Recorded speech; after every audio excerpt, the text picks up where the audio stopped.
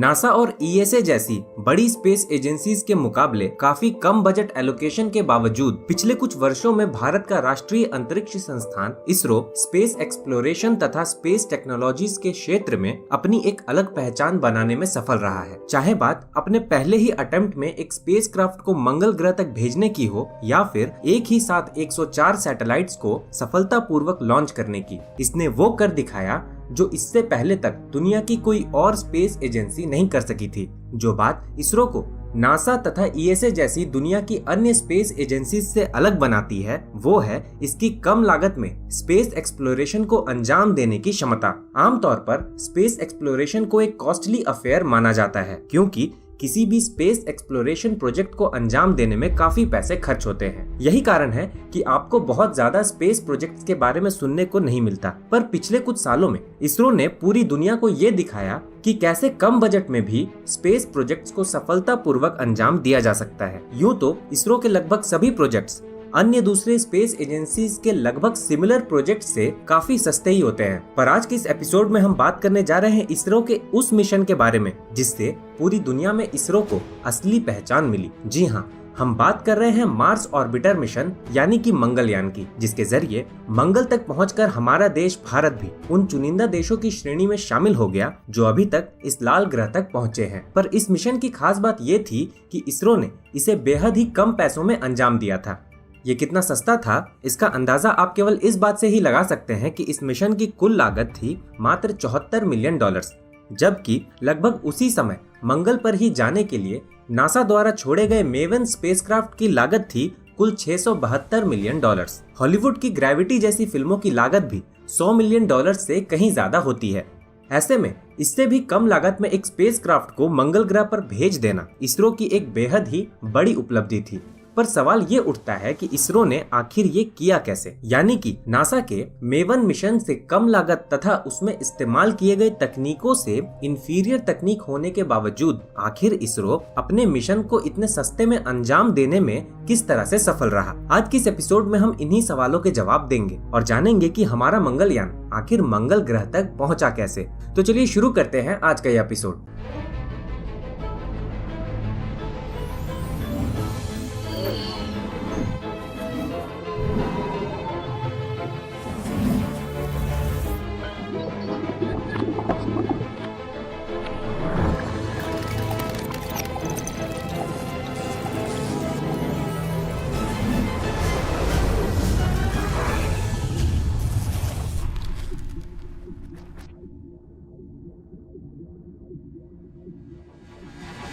किसी भी स्पेसक्राफ्ट को मंगल तक भेजने के लिए सबसे पहले उसे पृथ्वी के अपने ग्रेविटेशनल फील्ड से बाहर निकालना होता है। स्पेसक्राफ्ट जितना ज्यादा भारी होता है उसे पृथ्वी के ग्रेविटेशनल फील्ड से बाहर भेजने के लिए हमें उतने ही ज्यादा पावरफुल रॉकेट की जरूरत होती है। उसके बाद हमें इंतजार करना पड़ता है एक परफेक्ट समय का। दरअसल पृथ्वी और मंगल अलग अलग स्पीड से तथा अलग अलग ऑर्बिट में सूर्य का चक्कर लगाते हैं, इसलिए कभी वो एक दूसरे से काफी ज्यादा दूर हो जाते हैं और कभी एक दूसरे के काफी पास। हर एक 26 महीनों के बाद वो समय आता है जब पृथ्वी तथा मंगल एक दूसरे के सबसे नजदीक होते हैं। इस कारण किसी स्पेसक्राफ्ट को पृथ्वी से मंगल तक भेजने के लिए ये बिल्कुल परफेक्ट समय होता है, क्योंकि इस समय हम सबसे कम ईंधन का इस्तेमाल करके भी एक स्पेसक्राफ्ट को मंगल तक भेज सकते हैं। उसके बाद अगला स्टेप होता है स्पेसक्राफ्ट को वो पाथ तय करना जिसे फॉलो करके वो मंगल तक पहुंचेगा। हम जानते हैं कि पृथ्वी तथा मंगल दोनों अलग अलग स्पीड से सूर्य का चक्कर लगाते हैं, इसलिए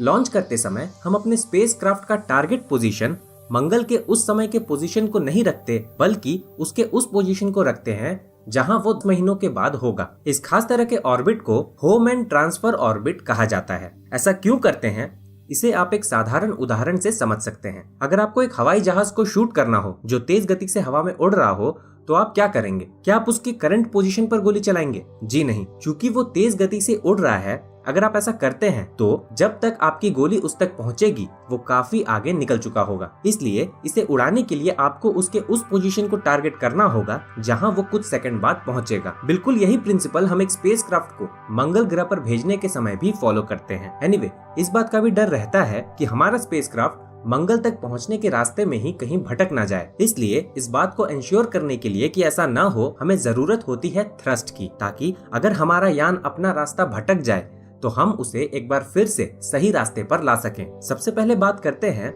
उस समय छोड़े गए नासा के मेवन मिशन की, जिसकी कुल लागत $672 मिलियन थी, जो कि हमारे इसरो द्वारा छोड़े गए मंगलयान की लागत से लगभग 10 गुना ज्यादा थी। चूंकि इसका मूल मकसद मंगल के एटमॉस्फेयर के बारे में पता लगाना था, ये कई स्पेसिफिक इक्विपमेंट्स अपने साथ ले जा रहा था, जिस कारण इसका साइज तथा मास हमारे मंगलयान से कहीं ज्यादा था। अगर तुलनात्मक दृष्टि से देखें तो मेवन के बॉडी का मास लगभग 2500 केजी था, जबकि हमारे मंगलयान के बॉडी का मास मात्र 1337 केजी था। ये भी एक बड़ा कारण है मेवन के महंगे होने का। पर एक एरिया जहां इसरो ने अपने काफी पैसे बचाए वो था फ्यूल कंजम्पशन। नासा के मेवन को एटलस 5 रॉकेट से लॉन्च किया गया था, जो 7000 केजी तक के मास को सीधे जियो स्टेशनरी ट्रांसफर ऑर्बिट में पहुंचाने में सक्षम था। चूंकि मेवन का मास केवल 2500 केजी ही था, 18 नवंबर 2013 को पृथ्वी से लॉन्च किए जाने के बाद ये तुरंत पृथ्वी के ग्रेविटी फील्ड से निकलकर सीधे मंगल के ओर जाने वाले रास्ते पर निकल पड़ा। यही कारण है कि मंगलयान से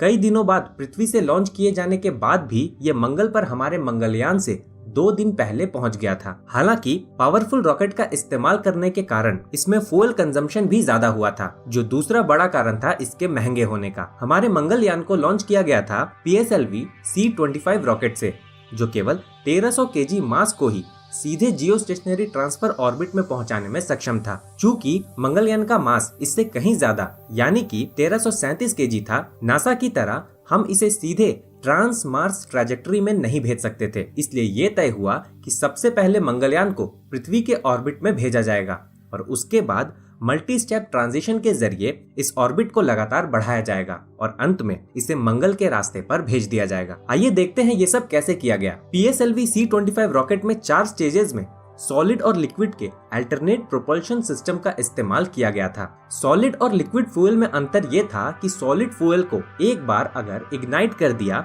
तो इसे कंट्रोल नहीं किया जा सकता था, यानी कि ना तो इंजन को रेगुलेट किया जा सकता था और न ही इसे बंद किया जा सकता था। पर लिक्विड फ्यूल के साथ ऐसा नहीं था, यानी कि इसे रेगुलेट भी किया जा सकता था और जरूरत के हिसाब से इंजन को बंद या चालू भी किया जा सकता था।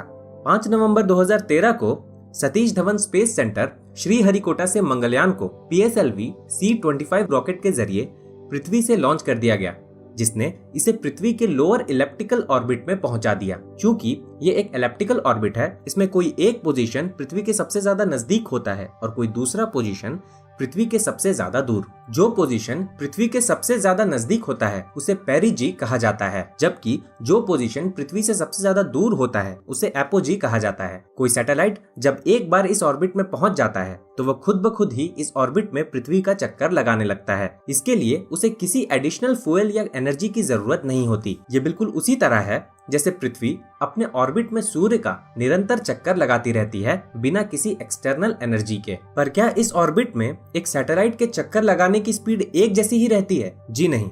दरअसल इसकी स्पीड कम होती है जब ये पृथ्वी से दूर होता है और इसकी स्पीड बढ़ जाती है जब ये पृथ्वी के नजदीक आता है। ऐसा इसलिए होता है क्योंकि जब ये नजदीक आ रहा होता है तो पृथ्वी की ग्रेविटी भी इसे अपनी तरफ खींचती है, जिसके कारण इसकी स्पीड पहले से बढ़ जाती है। इसलिए ऑर्बिट जितना ज्यादा इलिप्टिकल होगा, सैटेलाइट की स्पीड उतनी ही ज्यादा बढ़ती जाएगी। इसरो ने इसका फायदा उठाया। मंगलयान जब पेरिजी पर होता था तो इसकी स्पीड मैक्सिमम होती थी, इसलिए इस पॉइंट पर जब इसके इंजन को चालू करके इसे हल्का पुश कर दिया जाता था तो ये पहले से कहीं ज्यादा डिस्टेंस ट्रेवल करता था, जिसके कारण इसका एलिप्टिकल ऑर्बिट पहले से ज्यादा बड़ा होता जाता था। जैसा कि मैंने पहले ही बताया, ज्यादा बड़ा एलिप्टिकल ऑर्बिट होने का मतलब होता है जब ये पेरिजी पर आएगा तो इसकी स्पीड पहले से कहीं ज्यादा होगी। 5 नवंबर से लेकर 16 नवंबर तक इसरो ने 5 बार बिल्कुल यही प्रक्रिया दोहराकर इस एलिप्टिकल ऑर्बिट को और आगे बढ़ाया, जिसके कारण मंगलयान की स्पीड लगातार बढ़ती गई। 5वीं बार जब उन्होंने ये प्रक्रिया दोहराई तो मंगलयान की स्पीड करीब 11 किलोमीटर प्रति सेकंड तक पहुंच चुकी थी, जो कि पृथ्वी के एस्केप वेलोसिटी के काफी नजदीक था। चूंकि पृथ्वी की एस्केप वेलोसिटी होती है 11.186 किलोमीटर पर सेकंड, इसे पृथ्वी के स्फीयर ऑफ ग्रेविटी से निकलने के लिए जरूरत थी एक फाइनल पुश की। इसलिए जब इसरो ने अगली बार इसका इंजन चालू किया तो ये पृथ्वी के स्फीयर ऑफ ग्रेविटी से निकलकर ट्रांस मार्स ट्रैजेक्टरी में पहुंच गया। अब इसे अपना ईंधन इस्तेमाल करने की कोई जरूरत नहीं थी, क्योंकि सूर्य की ग्रेविटी इसे खुद ब खुद मंगल की ओर ले जाने के लिए काफी थी। जिस रास्ते पर मंगलयान चल रहा था वो उसे कुछ महीनों बाद मंगल के ऑर्बिट में पहुंचाने वाला था। इसलिए वैज्ञानिकों के लिए ये वक्त था इंतजार का। अब उन्हें केवल ये ध्यान देना था कि मंगलयान कहीं अपना रास्ता न भटक जाए या फिर इसकी स्पीड कहीं इतनी ज्यादा या कम ना हो कि ये मंगल को मिस कर जाए। अगर इसकी स्पीड कम होती तो उन्हें इसके इंजन को चालू करके इसके स्पीड को बढ़ाना था, ताकि वो मंगल के ऑर्बिट में सही सलामत पहुंच जाए। और अगर इसकी स्पीड इतनी ज्यादा होती कि ये मंगल से आगे निकल जाता तो इसे उल्टा करके इसके इंजन को चालू करना था, ताकि इसके स्पीड को कम किया जा सके और ये मंगल के ऑर्बिट में पहुंच सके। इसरो के वैज्ञानिकों ने पाया कि मंगलयान जिस स्पीड से जा रहा था उससे वो मंगल से कहीं आगे निकल जाता। इसलिए उन्होंने इसे उल्टा करके इसके इंजन को चालू किया, जिससे कि इसकी स्पीड कम हुई और 24 सितंबर 2014 को हमारा मंगलयान मंगल के ऑर्बिट में सही सलामत पहुंच गया। मजेदार बात यह थी कि नासा का मेवन भी इससे केवल 2 दिन पहले ही, यानी कि सितंबर 22, 2014 को ही वहां पहुंचा था। मंगलयान के मंगल तक पहुंचने के साथ ही इसरो ने एक नया कीर्तिमान रच दिया था। भारत पहला ऐसा देश बन चुका था जो अपने पहले ही प्रयास में मंगल तक पहुंच गया था। इससे पहले यूरोप की स्पेस एजेंसी ESA ही विश्व की एकमात्र स्पेस एजेंसी थी जो ऐसा कर पाने में सफल रही थी। साथ ही साथ भारत अमेरिका और रूस के बाद मात्र तीसरा ऐसा देश बना जो मंगल तक पहुंचने में सफल रहा था।